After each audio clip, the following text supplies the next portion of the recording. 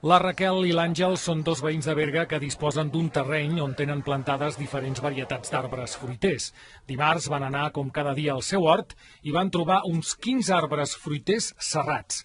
Tots els afectats duien el llaç groc, en solidaritat amb els presos polítics empresonats per la justícia espanyola. No era la primera vegada que algú els retirava els llaços, però sí és la primera vegada que van anar més enllà, acabant amb la vida de diferents espècies. I el dimarts ens vam trobar, tot aquest espectacle, tots els arbres tallats, afectats, en fi, i que havien entrat fins ara, almenys 4 o 5 vegades o més, els havíem anat posant els llaços, des de que els Jordis i el govern legítim ens els van tancar.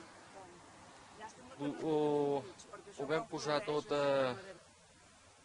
ple de les branes i què hi posaves, llaços i cintes.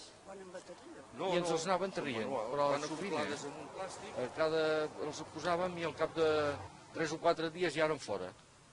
I aquest últim dia també els van treure, però van fer alguna cosa més. Pomers, ametllers, figueres, noguers i pruneres són els arbres afectats per aquesta acció contundent. Van tallar les espècies on no van poder arribar a la cinta groga i van esqueixar les branques on sí van poder treure la cinta. L'Àngel ha presentat denúncia davant dels Mossos d'Esquadra de Berga que han iniciat una investigació per trobar la persona o persones que es van dedicar a malmetre aquestes espècies, situades en una propietat privada que no està tancada i al costat d'un lloc de pas freqüentat per molts caminadors. El matrimoni creu que es tracta d'una acció política. Per a ells els autors no respecten res, ni persones ni plantes. Pensen continuar donant suport al moviment independentista i l'acció per a ells és una bona metàfora del país.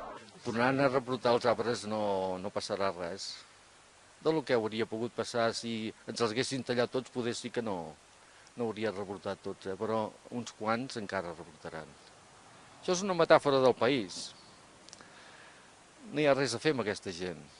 Nosaltres no els hi farem mal, però ells ens en faran fins que podran.